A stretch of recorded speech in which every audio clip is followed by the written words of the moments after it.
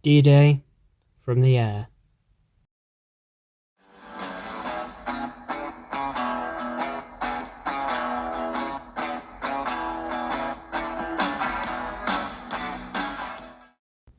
The D-Day landings, which officially started on June 6, 1944, marked the start of the Allied offensive against the Nazi powers occupying the majority of Europe. It marked the beginning of the end of the Second World War and resulted in the release of nations from German control. Little is known or appreciated of the role of the aerial powers played in the landings, yet their contribution could be debated to be the most crucial for the success of the whole operation. Here are just a few of the roles played by aerial forces in the D-Day landings. Prior to the landings, the Royal Air Force Photo Reconnaissance Unit, based at RAF Benson, flew aircraft over occupied regions. Their aircraft, Supermarine Spitfires and Hadley Mosquitoes within them, were equipped with special cameras that clearly mapped positions of Axis troops, vehicles and defences. The images of Normandy and other locations that were provided through these operations were integral for the planning of the invasion in the days before, and made its success more achievable.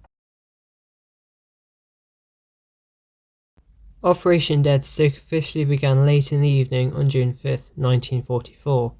Halifax bombers, towing 6 Horsa gliders from the 6th Airborne Division, took off from RAF Tarrant Rushden just before 11 p.m.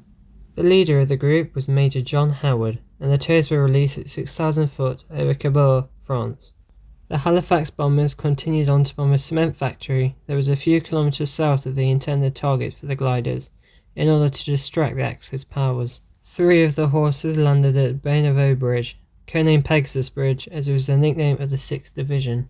The bridge was captured in just 10 minutes, and the second target, Ronville Bridge, was also taken in a similar amount of time by the Allies. The signal that both bridges had been successfully captured, Ham and Jam, was called at 26 minutes past midnight, just 90 minutes after the aircraft had taken off.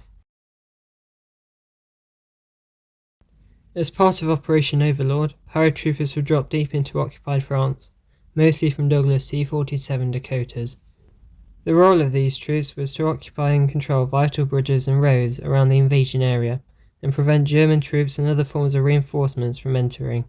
These paratroopers were constantly dropped over occupied areas throughout the day and well into the evening, and by midnight of the 6th of June, 23,000 Allied troops had landed by parachute or glider alone. Not only were living men dropped into occupied areas, but so were dummy parachutists, nicknamed Ruperts. This was named Operation Titanic, and consisted of 500 of these Ruperts landing across the northern coast of occupied Europe. These decoys were highly successful, and kept the enemy guessing where the exact location of the forthcoming invasion would be, ultimately drawing them away from Normandy, hampering the power of the Germans to prevent the onslaught. Operation Taxball was another key event that distorted the ability of the Germans to prevent the attack. It featured foil being dropped over occupied northern France. These pieces of aluminium foil were known as windows, and were dropped from Lancaster bombers of 617 Squadron, the same squadron that carried out the infamous Dambusters raid just a year prior to the landings. Some of these windows also managed to jam German radars. However, it still managed to make the Germans believe that there was a large invasion fleet heading to Calais, 200 miles north of Normandy. Arguably the unsung heroes throughout the D-Day operations were the 50 Coastal Command squadrons that were involved within it. They were assigned with the task of patrolling a 20,000 square mile area of sea and abolishing the potential threat of U-boats. They mainly used the Short Sunderland for this operation, and they were loaded with radar and depth chargers to locate the enemy. These patrols lasted 30 minutes, and happened throughout D-Day and further on into the summer. These patrols were highly successful, and by the end of June 1944, U-boats, nor the German Navy, had inflicted any loss of life on the invading fleet. Fighter command were also heavily important in the D-Day proceedings, particularly through their cover and protection of the invasion fleet. Spitfires and Tempests, among others, flew over the fleet throughout the day itself and the ones to follow, and removed the plausible threat of the Luftwaffe intervening and possibly causing more tragic losses to the Allies as well as the brave men who had already fallen. The aircraft constantly flew over captured regions, and overall pivotal in keeping the skies clean and allowing the invasion to succeed. Bomber Command also played a key role in the invasion for Allied forces. Over 1,000 bombers were sent over Nazi-held regions, and were key for decimating defences on the beaches with a payload of £5,000 worth of bombs. Heavy bombers destroyed crucial German infrastructure needed for the defence, as well as railways and bridges. Their offensive was then followed up by medium bombers, which managed to destroy bridges along the River Seine. All in all, Bomber Command's contribution to the D-Day landings managed to obliterate the ability of a possible counterattack before one had even begun. The constant need for supplies, aid, men, and removal of the wounded was orchestrated by Transport Command. Groups such as No. 46 Group RAF dropped the needed support from the air in aircraft such as the iconic Douglas C-47 Dakota.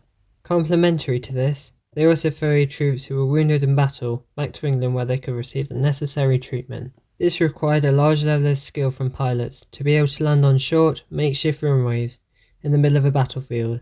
However, countless men owe their lives to the actions of Transport Command in enabling their survival. We shall go on to the end. We shall fight in France. We shall fight on the seas and oceans. We shall fight with growing confidence and growing strength in the air. We shall defend our island, whatever the cost may be. We shall fight on the beaches. We shall fight on the landing grounds. We shall fight in the fields and in the streets. We shall fight in the hills. We shall never surrender. 2,225 sorties were flown by the RAF during the Battle for Normandy. This featured 8,000 crewmen and 2,000 aircraft. The actions of these men can never and will never be undermined, and the 4,415 Allied lives lost will always be remembered, as they paid the ultimate sacrifice in giving their lives for the lives and liberation of Europe, lest we forget.